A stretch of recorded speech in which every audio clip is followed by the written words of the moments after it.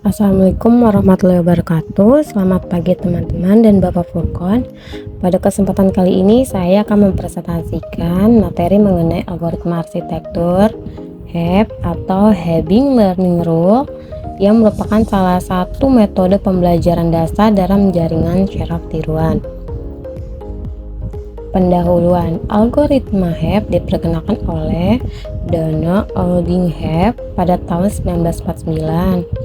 HAB mengemukakan sebuah teori mengenai bagaimana otak manusia belajar melalui hubungan antar neuron. Teori ini terkenal dengan kalimat neuron that fire together wire together. Maksudnya adalah jika kedua neuron sering aktif secara bersamaan, maka hubungan di antara keduanya akan menjadi semakin kuat. Konsep ini yang kemudian menjadi dasar dari metode pembelajaran HAB pada jaringan syaraf tiruan. Pengertian algoritma HAB. Algoritma HAB adalah metode pembelajaran yang digunakan untuk mengubah atau memperbarui bobot berdasarkan hubungan antara input dan output. Semakin sering suatu input menghasilkan output tertentu, maka hubungan keduanya akan semakin diperkuat. Tujuannya, yang pertama mengenali pola, yang kedua menyimpan informasi yang diperoleh selama proses pembelajaran, yang ketiga memperkuat hubungan antara neuron. Prinsip dasar Hebbian Learning cukup sederhana. Jika neuron input dan neuron output aktif secara bersamaan, maka koneksi di antara keduanya akan diperkuat. Sebaliknya, jika tidak aktif bersamaan, maka penguatan koneksi tidak terjadi atau sangat kecil. Konsep ini dibuat untuk meniru cara kerja otak manusia saat belajar dari pengalaman yang berulang-ulang. Arsitektur HAB. Pada arsitektur HAB terdapat 3 komponen utama. Yang pertama adalah input layer yang berfungsi menerima data masukan, kemudian terdapat bobot Y atau terhubung input dengan output. Terakhir ada output layer yang menghasilkan keluar dari proses yang dilakukan. Arsitektur ini termasuk sederhana karena hanya menggunakan satu lapisan, tidak memiliki hidden layer. Algoritma HAB. Proses pembelajaran HAB dilakukan melalui beberapa langkah. Yang pertama, bobot diinisialisasikan terlebih dahulu, biasanya dengan nilai 0, kemudian data di training dimasukkan ke dalam jaringan.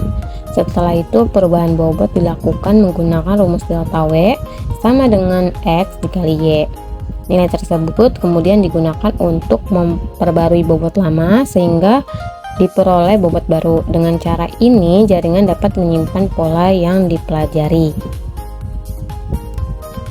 Contoh perhitungan. Diketahui terdapat 2 input yaitu X1 sama dengan 1, X2 sama dengan minus 1. Target output yang diharapkan adalah 1.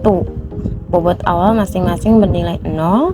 Setelah dihitung menggunakan aturan HAB, diperoleh bobot yaitu W1 bernilai 1, W2 bernilai minus 1. Dapat disimpulkan bahwa perubahan bobot terjadi berdasarkan hubungan antara input dan output yang diberikan. Karakteristik HAB. Yang pertama, pembelajarannya sederhana. Yang kedua, bobot berubah berdasarkan aktivitas neuron, tidak memerlukan proses optimasi kompleks, cocok mengenakan pola sederhana. Kelebihan dan kekurangan. Algoritma HAB memiliki beberapa kelebihan. Pertama, konsepnya sederhana sehingga mudah dipelajari. Terus yang kedua, proses perhitungannya relatif mudah dibandingkan algoritma pembelajaran modern.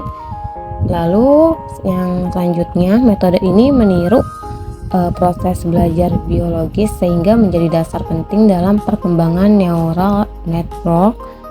Terus yang kekurangannya, salah satunya kurang efektif untuk menangani data yang kompleks.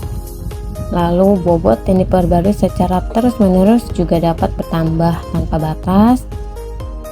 Oleh karena itu, algoritma ini lebih sering digunakan sebagai konsep dasar pembelajaran dibandingkan untuk penyelesaian masalah yang kompleks. Penerapan HEP. Walaupun sederhana, algoritma HEP memiliki beberapa penerapan. Di antaranya adalah pengenalan pola atau pattern recognition,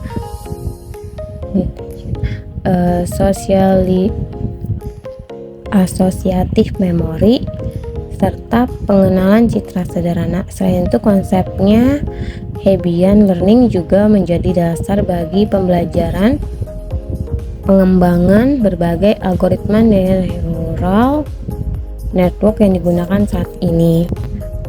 Kesimpulan, berdasarkan pembahasan yang telah dijelaskan, dapat disimpulkan bahwa algoritma HEP merupakan metode pembelajaran pada jaringan syaraf tiruan yang bekerja dengan memperkuat hubungan antara neuron yang aktif secara bersamaan. Meskipun memiliki beberapa keterbatasan, teori HEP memberikan kontribusi besar terhadap perkembangan neural network dan kecerdasan buatan modern. Oleh karena itu, algoritma ini dianggap sebagai salah satu fondasi penting dalam bidang artificial intelligence. Demikian presentasi yang saya sampaikan mengenai algoritma dan arsitektur HEP. Terima kasih perhatiannya. Wassalamualaikum warahmatullahi wabarakatuh.